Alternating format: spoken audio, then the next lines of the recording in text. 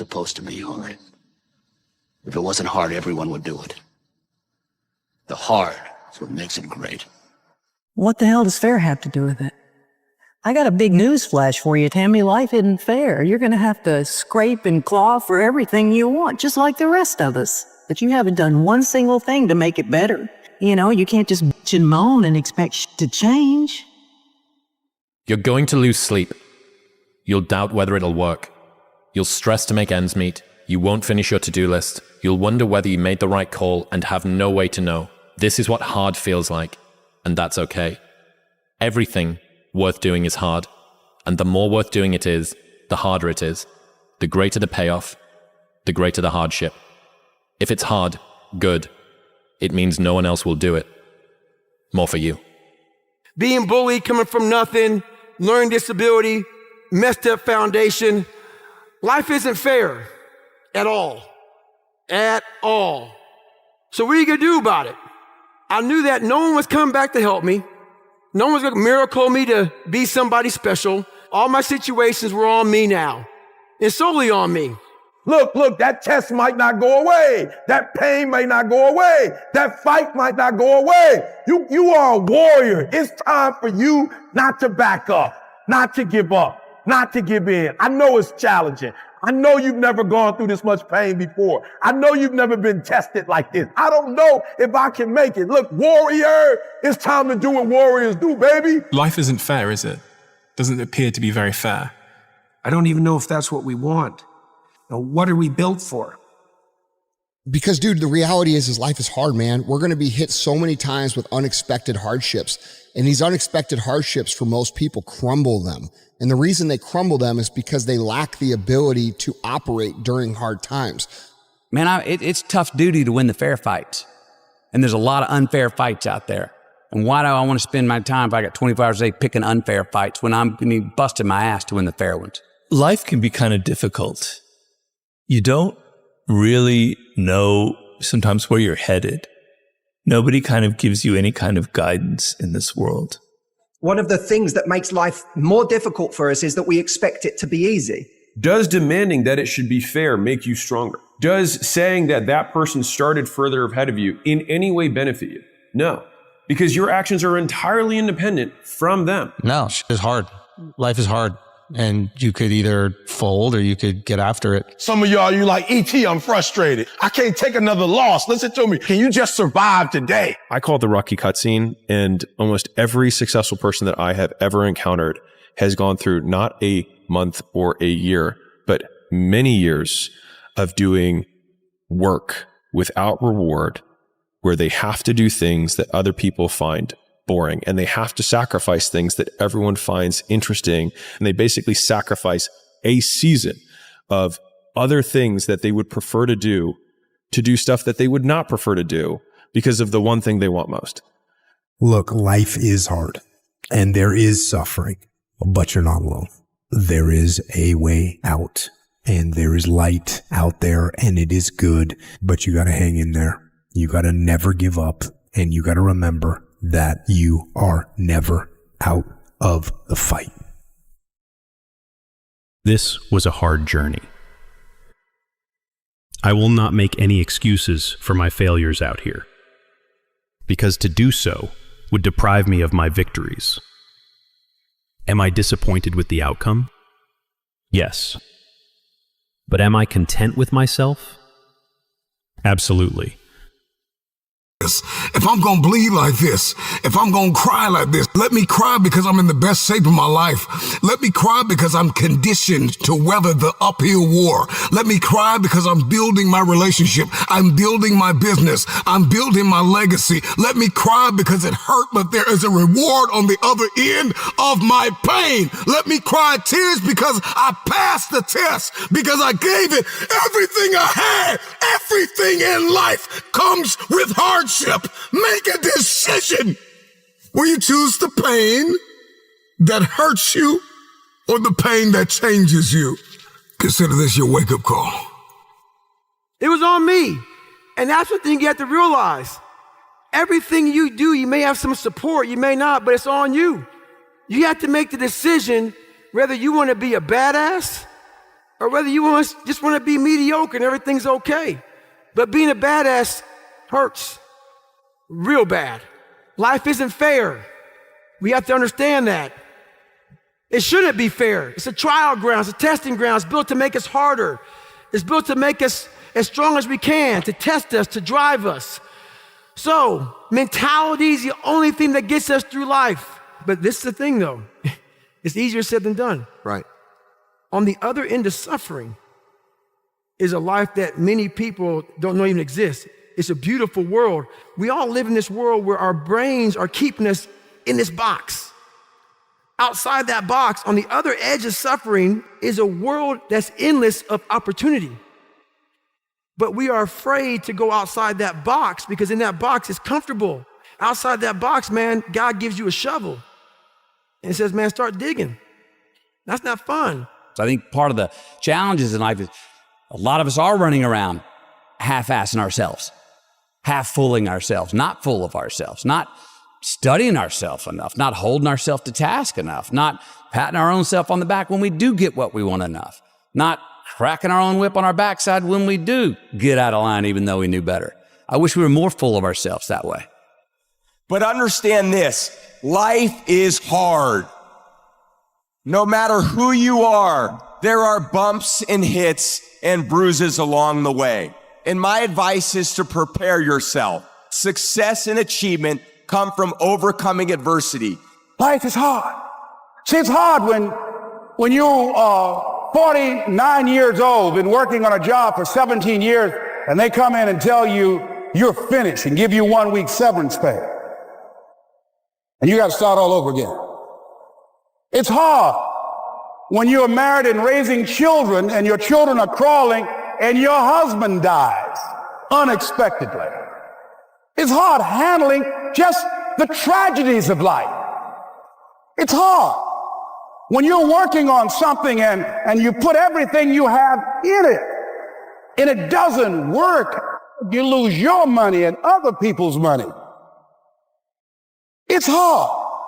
You will go through things, and while you're going through them, you can't understand why it's happening to you. But after you go through it, you get back and you look at it and you say, oh, now I understand why I needed that lesson. At some juncture, you will encounter pain. And the moment that you get acquainted with pain, you get acquainted with hardship, you realize that no matter what you do, no matter how much you study, no matter how much you plan, you will not be able to avoid a measure of pain. If you want this thing, I don't care what it is, then you're going to have to get acquainted with pain. The pain of discipline, the pain of growth, the pain of learning, the pain of giving, the pain of forgiving. It all hurts. So pick your pain, choose your heart. Well, we used to look up in the sky and wonder at our place in the stars. I want to skip the flattery and the attaboys, because I do know this. The sooner that we become less impressed with our life, with our accomplishments, with our career, with whatever that prospect is in front of us, the sooner we become less impressed and more involved with that and these things, the sooner we get a whole lot better at doing them. It's like we've forgotten who we are, Tom. Explorers, pioneers, not caretakers. Now, why do you pursue things that scare you? Why seek the role that's hard? Because it costs me something. Because it costs. It comes with a price. It's not really a risk unless you can lose the fight. I feel more alive in them. I have an experience in the making of them. I'm nervous every day I come to work. There are things you can get away with in this world, and there are things you can't. Life is not easy. It is not. Don't try to make it that way. Life's not fair. It never was. It isn't now, and it won't ever be. Do not fall into the trap, the entitlement trap, of feeling like you're a victim. You are not. Get over it and get on with it. And yes, most things are more rewarding when you break a sweat to get them. I feel like when I nail a day and I knock it and I know I did, I feel like, yes. I have a measure at the end of the day of like, you set out to do something, you prepared for it, you had intention, and you did it. That gives me gratification. That makes me feel, gives me significance. That gives me confidence. So be brave. Have courage. And when you do, you get stronger. You get more aware. You get more respectful of yourself and that which you fear. I want to talk about our opponent this afternoon. They're bigger, faster, stronger, more experienced. And on paper, they're just better. And they know it too. But I want to tell you something that they don't know. They don't know your heart. What, because heading out there is what I feel like I was born to do? And it excites me? Look, just because you can? Nah, come on. It's not a good enough reason to do something. Even when it means having more. All right, be discerning. Choose it because you want it. Do it because you want to. It's on you. It's on you. Yes, I have definitely lost too many of my friends, and it took me a little while to start getting pattern recognition on what happens, and it's a very clear pattern. And once I kind of put that out there, I've now heard from many scores of people that, yep, that's what it feels like. And I think if you know what it's going to feel like, just like anything else, if you know what to expect, then it's easier to contend with. So it's like a storm that is hitting you. You know, you lose someone that you know dies, you are going to get put into a storm. And what's scary about it is it's an emotional storm and you have no control. So you're going to break down, start crying. You're going to remember bad things, good things. You're not going to be in control of your emotions, which is very difficult for adults because we're used to having some level of control over our emotions. So for a period of time, you're going to get hit with waves of emotion that you have no control over, and they're going to knock you off your feet, and you're not going to be able to finish a sentence. You're going to, it's very, very difficult. But over time, that storm is going to fade a little bit. And those waves are going to get weaker. And those waves still may come. So I don't know if you've lost anyone that's close to you.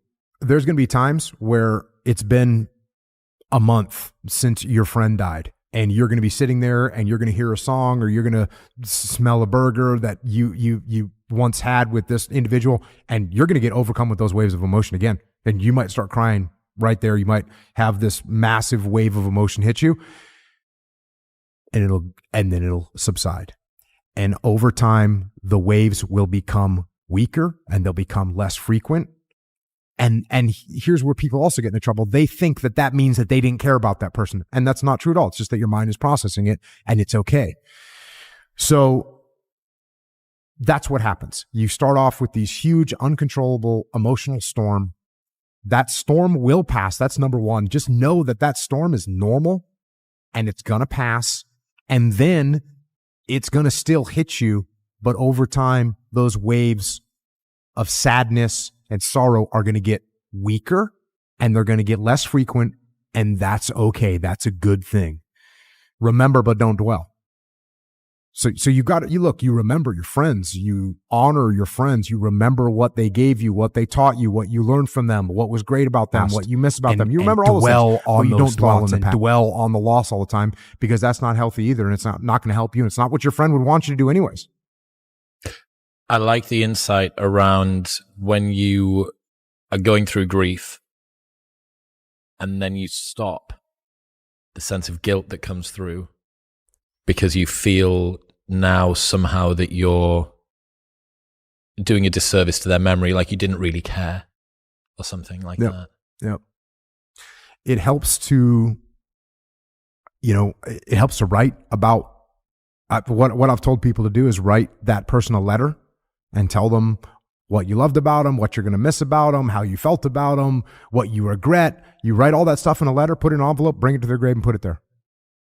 And that will help you process as well. I mean, I've unfortunately or fortunately, I've given a bunch of eulogies for friends that I've lost. And in the beginning, I didn't really recognize that that's a way of healing, but certainly writing down your emotions, your feelings, what you're going to miss, what you loved about them is very therapeutic, and it's very good. And so that's another thing I recommend is you write that stuff down and you bring it to them.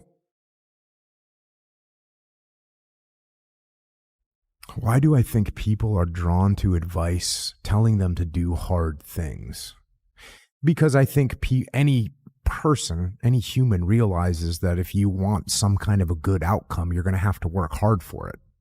And if you don't work hard for something, you're not going to get an outcome that's really worth much. Well, that is the thing that separates the achievements on the other side of it, right? If it was easy, everyone would do it. If it was easy, everyone would achieve it. So this is one of the things that I try and rely on when training's been getting hard. So I ruptured my Achilles a couple of years ago. That sucked. I wouldn't advise it as an injury generally. Yeah, and it's like a random. A lot of times people just do it, getting out of their car or something. Dude, I was playing cricket. During the rehab for that, it's pretty just uncomfortable. It's endless calf raises, right? Which is not fun. And the discomfort that you feel and the pain, the fear of it re-rupturing, which is the number one thing you don't want it to have happen. The thing that I went back to in my mind was, this is why I'm here. The discomfort that I was feeling, the effort, the pain, the sweat. Thankfully, this was during COVID, so it meant that if I had to do a workout every single morning for half an hour on just my carbs, it's like, what else are you doing, right? There's a pandemic going on. This is why you're here, was the reminder. It's like, look, this is the reason why the re-rupture rate is 5 to 10%, because people don't want to do this thing. People don't want to do the thing because it hurts, because it takes half an hour every single day for nearly 12 months. It's a full 12-month recovery. That's why. This is why you're here. And I think that you're right. I think that the selection is, people deep down know that picking up heavy things physically, psychologically, existentially, culturally is good for us. And I think that that's why it's attractive. I agree. Through no fault of anyone, the kid gets sick or the person gets sick. And no, there's nothing you can do about that. What you can take ownership of is how you respond to that situation. And so that's what you have to do. There's things that you can control. There's things you can't control. Now, I will tell you that human beings can control a lot more than they think they can. And oftentimes it's pretty easy just to say, oh, that's not me. That's not on me. And I think that's the whole genesis of the idea of extreme ownership, is most of the time, or much of the time, people say that's not my fault. There's nothing I can do about that. And more often than people think, there is something you can do about it. And it is your fault. I had said something along the lines of combat was sort of when I most felt alive, and I wouldn't trade it for anything. And I also would say the worst days of my life were in war, losing my friends, and war is horrible. And the way I responded to it, and I asked him if he had ever known anyone that had cancer and had come out the other side. And he said yes. And I said, oftentimes those people say, I wouldn't wish it on anybody, but I'm glad it happened to me because it gave me such a better perspective about life and about value and about the fragility of life and all those things. And that's the way I feel about combat. I don't wish it on anybody, but I wouldn't give it up. I wouldn't trade it for anything. And so I think what you're talking about is a great way of looking at your past to say, oh, okay, I had some hardships and I benefited from those. It's basically the same thing as saying, got bullied? Good. Now I know how to handle myself a little bit better. I didn't have a bunch of friends? Good. Now I feel more comfortable when I'm alone. Do you have any advice to men that are getting older and becoming chronically aware of that? Yeah. Lift weights, do jiu-jitsu, go for runs, stretch out, eat good, stop drinking. It's pretty straightforward. If you don't use it, you're going to lose it. Every day that you don't do work, you're going backwards. And it definitely will hurt you, and it'll show up. You can't get away with what you got away with when you were 23. It doesn't work. You have to stay ahead of it. When you're watching TV or you're, looking at Instagram, or you're, going out for dinner on a date and you go to a movie, I'm not doing that. I'm reading a book. I'm getting ready for a podcast. I'm writing something. I'm preparing for something. I'm talking to a client. I'm designing something. I'm thinking about a new supplement. Like, it's just, A guy asked me the other day, are you working more now than you were when you were in the SEAL teams? And the answer is 100%. Yes, I'm working harder now. As I've said since day one, motivation is a feeling that comes and goes, and it doesn't matter whether it's there or not. Discipline is infinitely more important. So no matter how you feel, get up and do what you're supposed to do. That's it. And that's discipline. It's not motivation. If you only did what you were supposed to do when you were motivated to do it, that's leaving it to chance. But if you're disciplined, you go do what you're supposed to do. That's the way it works. Discipline equals freedom. That's it. I mean, if you have the discipline to get up and get the things done, you know, the weekend where you really only had 2 things to do for the weekend, whatever it was, you had to write this thing and you had to answer this other thing. And on Friday, you're like, I'll do it tomorrow. And on Saturday, like, I'll do it. And it's basically hanging over your head the whole weekend. Whereas if you'd just done Friday afternoon, the whole weekend would have been a lot better. So just do the thing. And to all of you watching here, come close to the screen and listen. People don't have to like you. People don't have to love you. They don't even have to respect you. But when you look in the mirror, you better love what you see. You better love what you see. Be uncomfortable. Get yourself in a situation where you feel a little bit about a challenge. You're feeling something about being challenged. You're understanding that challenges are good for you. Challenges are going to make you better, going to make you stronger, going to push you through any adversity that you may face in life. But nobody's coming to save you. There's no knight in shining armor. And the people that say they will, they don't really stick around for long. The reality is this whole life thing was never really meant to be about anyone else. You're kind of supposed to be the hero of this story. Even if you feel weak right now, even if you feel alone, you feel down, you feel like you can't do it, you can. And you will. All you have to do is show up. So, show up today. You have the power to do more than you can ever begin to imagine. Don't underestimate yourself. You don't know enough about yourself to become a cynic. And so you've got to challenge yourself to access that power that you have within you. You're more than a conqueror. I'm amazing when you don't think I'm amazing. I love me even if you stop loving me. You can say the nastiest, meanest, evilest shit that you could ever conjure up. It will never change the way I feel about myself. It takes faith to jump off of the edge. It takes faith to step into your purpose. It takes faith to step into your destiny. It takes faith to pull away from everything that is familiar, to step into uncharted territory, to become the person you were born to be. It takes faith. This is my time. This is my time. I'm bright enough. I'm old enough. I'm young enough. I've experienced enough. I'm wise enough. I understand that I am enough.